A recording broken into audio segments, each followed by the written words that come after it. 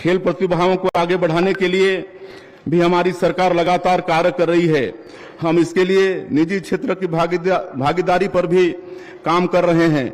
नई औद्योगिक नीति में हमने खेल अकादमी और निजी प्रशिक्षण केंद्र स्थापित करने के लिए विशेष अनुदान प्रावधान किए हैं। युवा प्रतिभाओं को बढ़ावा देने के लिए हमने युवा रत्न सम्मान योजना आरंभ करने का निर्णय लिया है। स्वास्थ्य सेवाओं को सर्वोच्च प्राथमिकता देते हुए 441 करोड़ रुपए की लागत से हम स्वास्थ्य केंद्रों की व्यवस्था बेहतर कर रहे हैं। राज्य के 543 सरकारी अस्पतालों को क्वालिटी सर्टिफिकेशन प्राप्त हुआ है। अस्पतालों में मेडिकल स्टाफ की लगातार भर्ती की जा रही है। पिछले महीने हमने एनएचएम के तहत 109 संविदा चिकित्सकों तथा 563 बांड अनुबंधित चिकित्सकों की नियुक्ति की है। हम नवा रायपुर में मेडी सिटी बना रहे हैं, जहां राष्ट्रीय स्तर के सुपर स्पेशलिटी हॉस्पिटल संचालित होंगे। स्थानीय निकायों में हुए निर्वाचन के पश्चात अब प्रदेश के विकास को तीसरा इंजन भी मिल गया है। जनाकांक्षाएं तेजी से पूरी हो रही हैं। ग्रामीण विकास के लिए नई सोच के साथ काम हो रहा है। नगरीय निकायों की सूरत संवारने मुख्यमंत्री नगरोत्थान योजना आरंभ की गई है। इसके तहत 7 नगर निगमों में 157 करोड़ रुपए के कार्य स्वीकृत किए गए हैं। इनमें oxygen, bus terminal, bypass, auditorium निर्माण जैसे काम शामिल हैं। प्रधानमंत्री मोदी जी द्वारा स्वच्छ भारत मिशन को जन आंदोलन बनाने का प्रयास अब हर गांव शहर में दिखने लगा है। मुझे खुशी है कि हमारे प्रदेश के नगरीय निकायों ने स्वच्छता सर्वेक्षण में अच्छी रैंक हासिल की है। प्रधानमंत्री जी ने मन की बात कार्यक्रम में बिल्हा की हमारी स्वच्छता दीदियों की विशेष रूप से प्रशंसा की। सफाई के इस महायज्ञ से जुड़ी प्रदेश की पूरी टीम को मैं इस सफलता के लिए बहुत बहुत बधाई देता हूं। हमारी सरकार शहरों के साथ साथ गांवों में भी बुनियादी सुविधाओं के विस्तार के लिए लगातार काम कर रही है। मुख्यमंत्री ग्रामीण बस सेवा योजना को प्रथम चरण में हम बस्तर और सरगुजा संभाग में शुरू करने जा रहे हैं। इन बसों का संचालन स्थानीय लोग ही करेंगे। इससे ग्रामीणों की आवाजाही आसान होगी और उनकी रोजमर्रा की परेशानियां दूर होंगी। हम बोध घाट बहुउद्देशीय परियोजना पर आगे बढ़ रहे हैं। 50,000 करोड़ रुपए की इस परियोजना के माध्यम से 200 मेगावाट बिजली के उत्पादन के साथ ही लगभग 7 लाख हेक्टेयर क्षेत्र में सिंचाई सुविधा का विस्तार होगा। प्रदेश में सिंचाई सुविधाओं के विस्तार के लिए 9 सिंचाई परियोजनाओं में 522 करोड़ रुपए की राशि से सुधार कार्य कराया जा रहा है। हम जनजातीय समाज के उत्थान के लिए अनेक कदम उठा रहे हैं। तेंदुपत्ता संग्राहकों को दी जाने वाली संग्रहण राशि 4,000 रुपए से बढ़ाकर 5,500 रुपया कर दी गई है। इससे 12.5 लाख तेंदुपत्ता संग्राहक परिवारों के 50 लाख लोग लाभान्वित हो रहे हैं। वनांचल में रहने वाले लोगों के लिए तेंदुपत्ता हरा सोना है। तेंदुपत्ता संग्रहण के दौरान संग्राहकों के पैरों में छाले न पड़े, कांटे न चुभें, इसके लिए हमने चरण पादुका योजना फिर से शुरू की है। यह योजना तेंदुपत्ता संग्राहकों की सुरक्षा, सम्मान और अंत्योदय का सुंदर उदाहरण है। हर्बल औषधियों को बढ़ावा देने हमने फॉरेस्ट टू फार्मेसी मॉडल के तहत दुर्ग जिले के जामगांव एम में हाल ही में हर्बल एक्सट्रैक्शन यूनिट का लोकार्पण किया है। इससे 2000 लोगों को प्रत्यक्ष और परोक्ष रूप से रोजगार के अवसर सुलभ हुए हैं। सांस्कृतिक धरोहर के संरक्षण को प्रोत्साहित करने हमारी सरकार ने बैगा, गुनिया, सिरहा लोगों को 5,000 रुपए की सालाना सम्मान निधि प्रदान करने का निर्णय लिया है।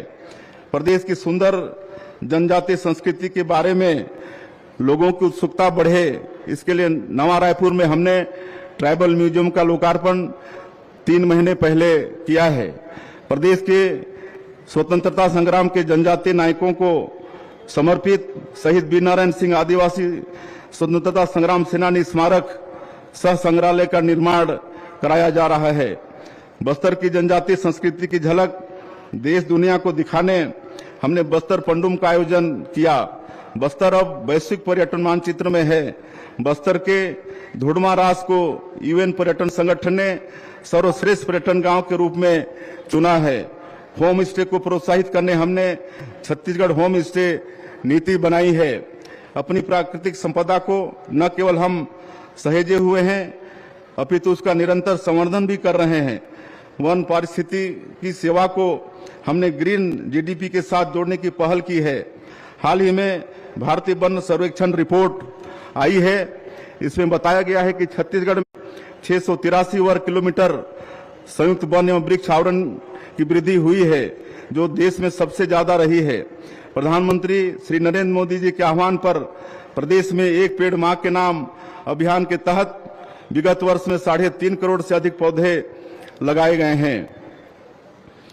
राज्य की कला संस्कृति को बढ़ावा देने के लिए नवा रायपुर में कलाग्राम की स्थापना के लिए 10 एकड़ भूमि आवंटित की गई है। कलाकारों और साहित्यकारों को दी जाने वाली पेंशन राशि को हमने 2,000 रुपये से बढ़ाकर 5,000 रुपया प्रतिमाह कर दिया है। हमारा सौभाग्य है कि प्रदेश के 22,000 से अधिक श्रद्धालुओं को श्री रामलला अयोध्या धाम दर्शन योजना के माध्यम से भांचा राम के दर्शन लाभ कराने के निमित्त बन सके। मुख्यमंत्री तीर्थ दर्शन योजना के माध्यम से भी हम तीर्थयात्रियों को देश भर के पुण्य स्थलों की यात्रा करा रहे हैं। यशस्वी प्रधानमंत्री श्री नरेंद्र मोदी जी ने स्वदेशी को जन आंदोलन का रूप दिया है। आत्मनिर्भर भारत 140 करोड़ भारतीयों का संकल्प है। हमने अपने पैरों पर खड़े होने का, नवाचार करने का और अपनी ताकत दुनिया के सामने साझा करने का। स्वतंत्रता दिवस के इस अवसर पर हम सभी को स्वदेशी वस्तुओं के अधिक से अधिक उपयोग का संकल्प लेना होगा। प्रधानमंत्री श्री नरेंद्र मोदी जी के वोकल फॉर लोकल अभियान को आगे बढ़ाने में हमारे प्रदेश छत्तीसगढ़ की अग्रणी भूमिका हो, इसके लिए हम सभी को आगे आना होगा। स्वदेशी सिर्फ रोजगार सृजन का ही माध्यम नहीं है, यह देशभक्ति का भी एक उपक्रम है। हम नई औद्योगिक नीति के जरिए प्रदेश में बनने वाले उत्पादों को वैश्विक मंच प्रदान करने के लिए प्रधानमंत्री जी के लोकल फॉर ग्लोबल विजन पर काम कर रहे हैं। दैनिक जीवन में छोटी छोटी पहल से हम स्वदेशी और स्थानीय उत्पादों को अपना सकते हैं। इससे स्थानीय कारीगरों, बुनकरों, शिल्पकारों के साथ ही बड़ी संख्या में ऐसे लोगों को रोजगार मिलता है जो हमारी अर्थव्यवस्था के स्तंभ हैं। स्वदेशी वस्तुओं का उत्पादन तथा उपयोग बढ़ने का सीधा परिणाम देश और प्रदेश की आर्थिक समृद्धि के रूप में सामने आता है। इससे हमारी आयात निर्भरता कम होती है। उदाहरण के लिए स्वदेशी के सबसे बड़े प्रतीक खादी का उपयोग बढ़ाकर हम स्थानीय बुनकरों के जीवन में बड़ा बदलाव ला सकते हैं। इससे हमें टेक्सटाइल क्षेत्र में अपनी वैश्विक पहचान बनाने में मदद मिलेगी। एमएसएमई को प्रोत्साहित कर हम मेक इन इंडिया अभियान में अपनी भागीदारी बढ़ा रहे हैं। सूक्ष्म, लघु और मध्यम उद्योगों को अपने उत्पादों की गुणवत्ता पर विशेष जोर देना होगा। एमएसएमई के लिए प्रधानमंत्री जी द्वारा दिया गया जीरो डिफेक्ट जीरो इफेक्ट का मंत्र अत्यंत कारगर है। हमारे गांव, नगर और जिले स्तर पर तैयार होने वाली वस्तुएं गुणवत्ता के मामले में किसी से कम नहीं है। इसके लिए उन्हें डिजिटल संसाधनों, नवाचार, सूचना एवं संचार प्रौद्योगिकी और एआई जैसी तकनीक को अपनाना होगा। अब जय जवान, जय किसान, जय विज्ञान के साथ जय अनुसंधान के ध्येय वाक्य के साथ हम आगे बढ़ेंगे।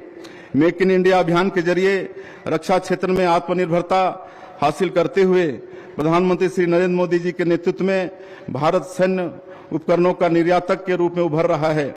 आज जलवायु संकट का सीधा असर हमारे जीवन पर पड़ रहा है। कृषि क्षेत्र इससे अछूता नहीं है।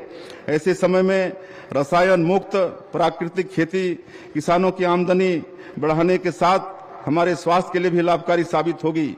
श्री अन्न, दलहन, तिलहन और मोटे अनाज के उत्पादन को बढ़ावा देकर छत्तीसगढ़ के हमारे किसान भाई कृषि लागत को कम कर सकते हैं। इससे रासायनिक खाद एवं कीटनाशकों पर हमारी निर्भरता भी कम होगी। स्वतंत्रता दिवस का यह प्रेरक अवसर हमें राष्ट्र के प्रति अपने कर्तव्यों की प्रेरणा देता है।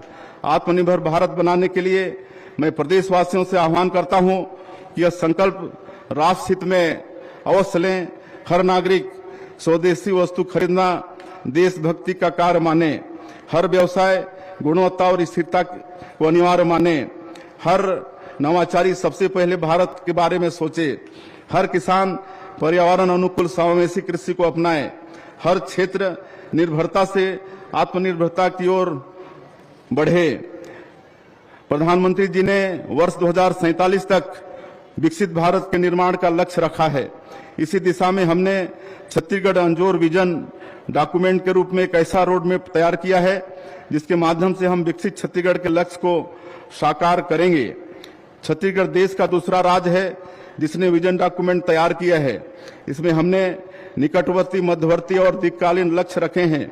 इन्हें प्राप्त करने हमने सामाजिक आर्थिक विकास के 13 थीम चुने हैं और इनके क्रियान्वयन के लिए 10 मिशन तैयार किए हैं।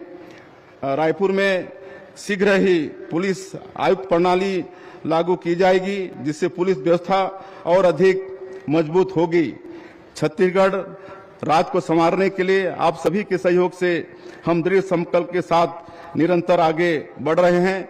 जयशंकर प्रसाद जी की पंक्तियां मुझे याद आती हैं, इस पथ का उद्देश्य नहीं श्रांत भाव में टिक रहना, किंतु पहुंचना उस सीमा पर जिसके आगे राह नहीं।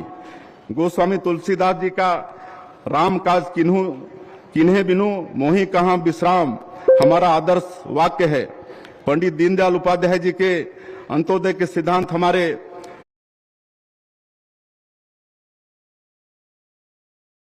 राज्य के निर्माता श्रद्धेय अटल जी के सुशासन का दृढ़ संकल्प साकार करेंगे। आइए हम सब छत्तीसगढ़ राज्य की स्थापना के इस रजत जयंती वर्ष में स्वतंत्रता दिवस के पावन अवसर पर विकसित भारत, विकसित छत्तीसगढ़ का संकल्प लें। सभी स्वतंत्रता संग्राम सेनानियों को पुनः शत शत नमन, हमारे वीर जवानों का अभिनंदन। आप सभी को स्वतंत्रता दिवस की पुनः बहुत बहुत बधाई। राम राम, जय भारत, जय छत्तीसगढ़।